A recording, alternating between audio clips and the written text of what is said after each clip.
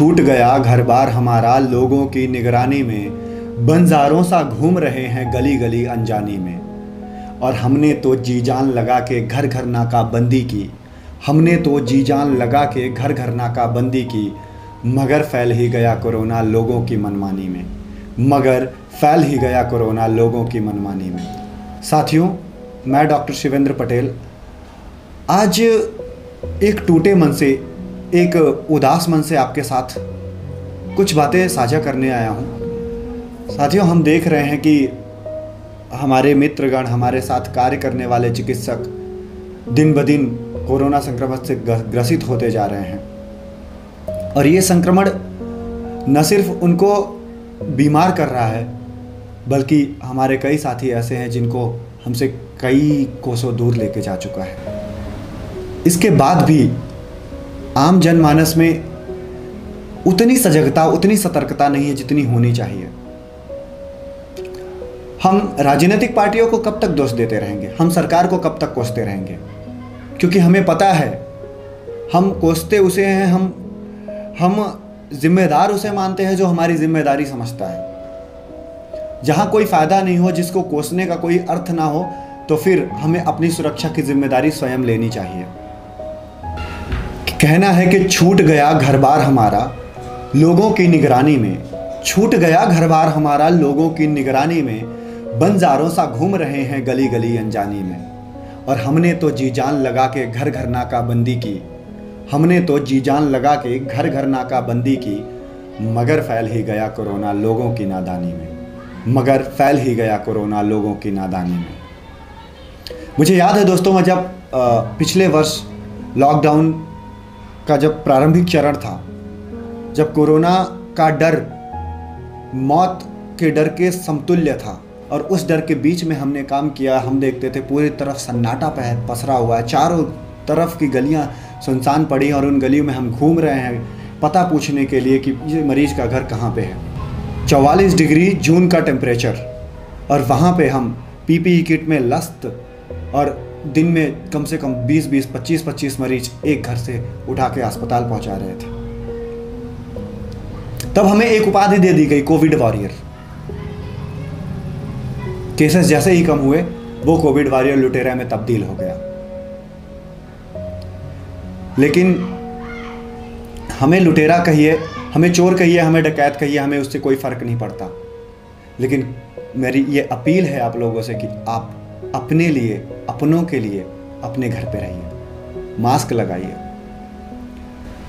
साथियों, हमारे युवा वर्ग के कुछ लोग हैं जो हमारे उम्र के हैं, 25 से 32-35 साल के बीच के जो युवा हैं, वो ऐसा सोचते हैं कि हमारा जो इम्यून सिस्टम है, हमारा जो प्रतिरक्षा तंत्र है, वो काल का भी काल है, साक्षात महाकाल रहते हैं उस प्रतिरक्षा तंत्र में। लेकिन ऐसा नहीं है। अभी 4 या 5 दिन पहले की घटना है। मेरा एक मरीज से सामना हुआ, मैंने उनको तुरंत मेदांता हॉस्पिटल में जाने के लिए बोला। उन्होंने कहा कि मुझे सिर्फ सर्दी खांसी जुकाम है। तो मैंने कहा ये पूरे कोरोना के लक्षण हैं, और मैंने उनका ऑक्सीजन लेवल चेक किया तो ऑक्सीजन सैचुरेशन उनका 84 आया था।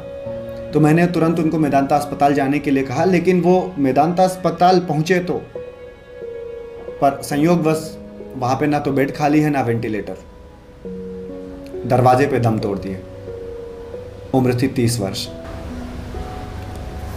तो कहने का मतलब ये है कि आज मान लीजिए, चलिए आपके दादाजी से आपका प्रतिरक्षा तंत्र अच्छा है, इसका ये कतई मतलब नहीं है कि आप अपने दादाजी को, अपनी दादी को, अपने अदर फैमिली मेंबर को इन्फेक्ट नहीं करेंगे। मान लीजिए आप कोविड से संक्रमित होकर बीमार होने से बच जाते हैं, तो भी आप दूसरों को संक्रमित कर सकते हैं, और दूसरों का प्रतिरक्षा तंत्र इतना अच्छा नहीं होगा जितना आपका है। हर उस बेवकूफ युवा के लिए मेरी ये पंक्तियां हैं कि मत सोचो तुम नहीं लगेगा तुमको मर्ज जवानी में, मत सोचो तुम नहीं लगेगा तुमको मर्ज जवानी में। अरे जाने कितने दर्ज हो गए गुजरी हुई कहानी में, जाने कितने दर्ज हो गए गुजरी हुई कहानी में। और बिगुल मौत का मत फूको, बीमारी कोई खेल नहीं, बिगुल मौत का मत फूको, बीमारी कोई खेल नहीं। जो गुजरेगी तो जानोगे कि तुम हो कितने पानी में, जो गुजरेगी तो जानोगे कि तुम हो कितने पानी में। कभी पूछना उनसे जिन्होंने अपना दादा खोया है, जिन्होंने अपना बाप खोया है, जिन्होंने अपने भाई खोया है। आगे की पंक्तियाँ कुछ ऐसी हैं मित्रों कि टूट गए कुछ छूट गए, टूट गए कुछ छूट गए, अब रहा न कोई पानी में। टूट गए कुछ छूट गए, अब रहा न कोई पानी में। ध्वस्त हुए हैं कामकाज भी सत्ता की शैतानी में। ध्वस्त हुए हैं कामकाज भी सत्ता की शैतानी में।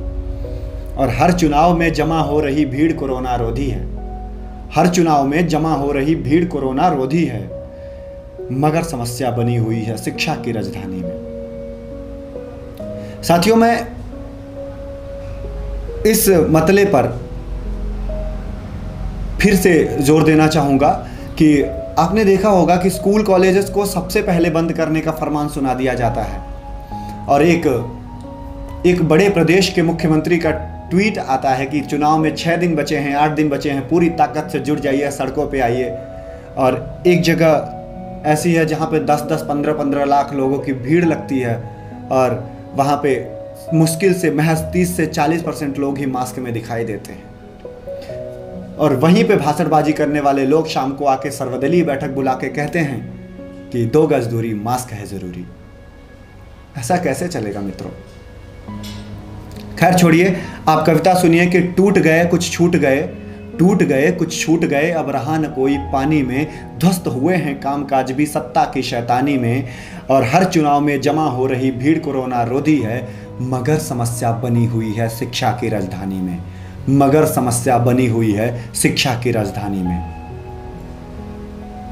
पर चिंता तुमको कैसी, पर चिंता तुमको कैसी? तुम तो नेता हो, अस्पताल में आके डॉक्टर को चमका के चले जाओगे, डॉक्टर को हड़का के चले जाओगे, खरी खोटी सुना के चले जाओगे, ये मूल समस्या जाने बगैर कि क्यों उस डॉक्टर ने एडमिट नहीं किया। भोपाल की घटना याद होगी मित्रों, अभी कल की ही। खैर मैं ज़्यादा टिप्पणी नहीं करना चाहता क्योंकि राजनीति से मैं जितना दूर रहूं उतना अच्छा है। मेरा काम है जनसेवा और मैं वही करना चाहता हूं। पर जब ऐसी हरकतें होती हैं, जब ऐसी घटनाएं सामने आती हैं तो मन अंदर से दुखी होता है कि पर चिंता तुमको कैसी, तुम तो नेता हो। पर चिंता तुमको कैसी और तुम हो क्यों हैरानी में। कई चिकित्सक जूझ रहे हैं अपनी भरी जवानी में। पर चिंता तुमको कैसी और तुम हो क्यों हैरानी में। कई चिकित्सक जूझ रहे हैं अपनी भरी जवानी में और कुछ ने अपनों को छोड़ा।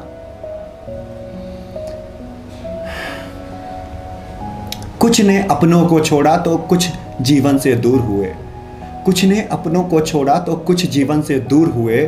और यूं मृत्यु शीर्षचर नाच रही है लोगों की मनमानी में। यूं मृत्यु शीर्षचर नाच रही है लोगों की मनमानी में। जय हिंद, जय भारत, वंदे मातरम। और मित्रों, जय हिंद, जय भारत, वंदे मातरम मेरी बात समाप्त करने से पहले कहने का मतलब ये था कि मैं ये जो बात बोलने वाला हूँ, अगर आप इसको सुनेंगे और इसका अनुपालन करेंगे तो मेरी कविता समाप्त होने के बाद मेरा जय हिंद सुनेंगे। तो एक अपील है कि कुछ दिन घर पे टिकी रहिए, वरना टंगने में समय नहीं लगेगा। जय हिंद।